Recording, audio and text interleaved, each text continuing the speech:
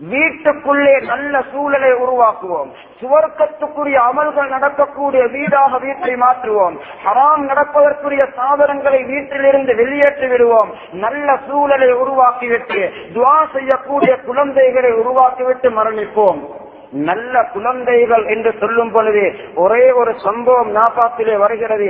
இதை மாத்திரம் சொல்லி முடித்துக் கொள்ளுகிறேன். நேரம் மிகவும் நீளமாகிவிட்டது சகோதரர்களே, பெரியார்களே. என்றாலும் இதுவும் மிகவும் படிப்பினைக்குரியதாக இருக்கும் என்பதற்காக வேண்டி சொல்லி முடித்துக் கொள்ளுகிறேன்.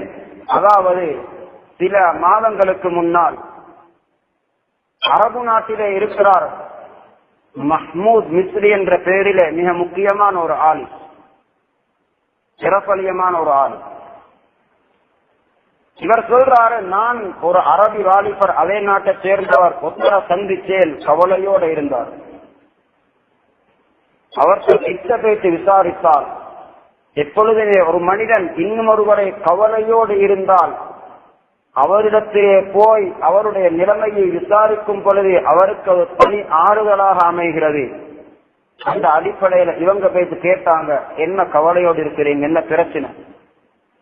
சொன்னார், இல்ல 5 வயது மகள் இருக்கிறாங்க, ஆனா நான் திருந்தி ஒரு 2 கிழமை.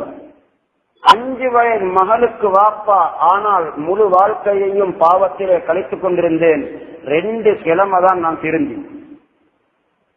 கேட்டாங்க, ஏன் திருந்தினாய்? தௌபாவுக்குரிய வரலாறு என்ன? ஏன் உனக்கு அந்த உணர்வு வந்தது? அவர் சொன்னார், இல்ல வலமைய போல எங்க நண்பர்மார்களோட ஹராத்திலையும் பாவத்திலையும் தான் காலத்தை கழிப்பேன். ஒரு நாள் இரவுடைய சம்பவம், முழுக்க என்ற கூட்டாளிமாரோட சேர்ந்து பாவங்கள்லயே வாழ்க்கையை கழித்துட்டு நடு இரவு அதுக்கு பின்னால் ஒரு தவறான வேலையையும் செய்துவிட்டு அதற்கு பின்னால் ஒரு பட சீடியை எடுத்துக்கொண்டு வந்தேன். பயங்கரமான அருவருப்பான மோசமான சீடி. இப்லீஸ் அதை கண்டால் சைத்தானும் வெட்கப்படுவான். வீட்டுக்குள்ள வந்தேன், சொந்த அறைக்குள் நுழைந்தேன். அதை போட்டு நான் பார்த்து கொண்டிருந்தேன். அல்லாஹ் பார்த்து கொண்டிருக்கிறான் என்ற எந்த சிந்தனையும் இல்லை. நான் தனியே உட்கார்ந்து அதை ரசித்துக் கொண்டிருக்கிறேன். ஆனா அறையுடைய கதவை மூட மறந்துட்டேன். திடீரென்று வந்தா என்ற 5 வயது மகள் அந்த இடத்தில். அவருடைய பேச்சிலிருந்து தெளிவாகிறது, உம்மா நல்ல தக்குவா உள்ள பேணுதலான ஒரு மனைவி, புள்ளைய பாப்ப பாவியாக இருந்தாலும் வீட்டுக்குள்ளே மகளை நல்ல அமைப்பிலே அழகான சூழலிலே மார்க்க பக்தியிலே வளர்த்திருக்கிறார். மகள் இதை கண்டவுடனே ஒரு வார்த்தை சொன்னது, ஐபன் அலைகயா வாலிதி இத்தகில்லாஹ். சத்தியே, உன்னை பார்த்தால் கேவலமாக இருக்கிறது, அல்லாஹ்வை பயந்து கொள். 5 வயசு மகள் வாப்போ பார்த்து சொல்லு. சொல்றாரு, மகள் இவ்வாறு சொன்னது எனக்கு ஆச்சரியம். உள்ளத்துக்குள் பெரும் குழப்பம். நான் வீட்டுக்கு வெளியிலே வந்தேன். பைத்தியக்காரனை போன்று ரோட்டிலே அலைந்தேன். அதே நிலைமையிலே சுபஹுடைய அசான் சத்தமும் கேட்டது. நான் அன்றுதான் முதலாக மஸ்ஜிதுக்குள்ளே நுழைந்தேன். அன்றுதான் முதலாக நான் தொழுகைக்காக வுது செய்தேன். அன்றுதான் முதலாக இமாமுக்கு பின்னால் போய் நின்றேன். இமாம் சூரத்துல் ஃபாத்திஹாவுக்கு பின்னால் ஒரு வசனத்தை ஓதுகிறார், அலம் யஅனி லில்லதீன ஆமனு அன் தக்ஷா குலூபுஹும் லிذிக்ரில்லாஹ். ஈமான் கொண்டவனுக்கு உபதேசங்களை கேட்டு அல்லாஹ்வை பயந்து வர வேண்டிய நேரம் இன்னும் வரவில்லையா? நான் உடனே தொழுகையில் இருந்தே தௌபா செய்தேன். என்னுடைய பாவ வாழ்க்கைக்கு முற்றுப்புள்ளி வைத்தேன். நான் மஸ்ஜிதுக்கு வெளியிலே வந்தேன், கவலையோடு இருந்தேன். அன்று மாலை வரையிலே கண்ணீர் வடித்துக் கொண்டே இருந்தேன். மாலை நேரமாகிவிட்டது. என்னை இருட்டிலிருந்து வெளிச்சத்துக்கு கொண்டு வந்தார். என்னுடைய மகள் பிரகாசம், அதனை பார்ப்பதற்காகவே சந்தோஷமாக வீட்டுக்கு செல்லுகிறேன். வீட்டுக்கு முன்னால் சென்றவுடனே மனைவி விகாரமான தோற்றத்திலே கவலையுடன் இருக்கிறார். என்னை கண்டவுடனே கேட்கிறார், எங்கே சென்றிருந்தீர்கள்? காலையில் இருந்து உங்களை நான் தேடிக்கொண்டிருக்கிறேன். எங்களுடைய அந்த மகள் மௌத்தாகி விட்டார்கள் என்பதாக சொல்லுகிறார். மகள் மரணித்தது ஒரு கவலை, ஆனால் மகளுடைய வார்த்தை உள்ளத்தை தட்டிக்கொண்டே இருக்கிறது.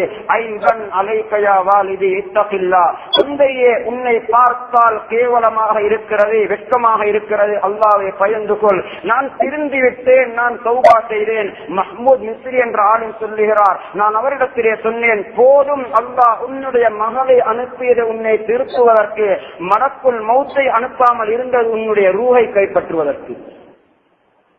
பெரியோர்களே, சகோதரர்களே, இன்றும் எத்தனையோ பெற்றோர்கள் இருக்கிறார்கள், பெற்றெடுத்த மகன் மகளின் மூலம் இந்த வார்த்தை சொல்லப்படுவதற்கு தகுதியானவர்.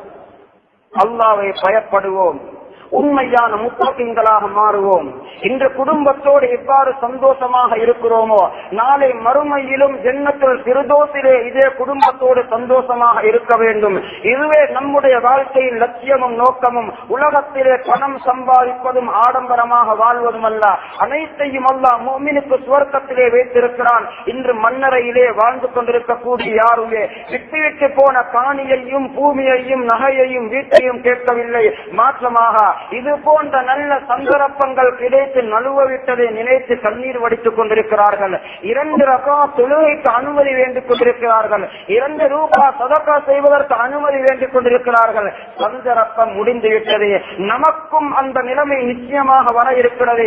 அல்லாஹ்வுக்கு முன்னால் நிறுத்தப்பட இருக்கிறோம். குர்ஆன் இறுதியாக இறங்கிய வசனத்திலே அதைத்தான் சொல்லுகிறது, வத்தகு யௌமன் துர்ஜஊன ஃபீஹி இலல்லாஹ்.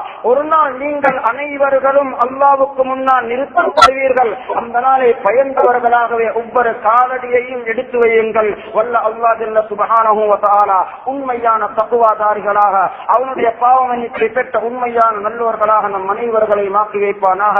யா அல்லாஹ்.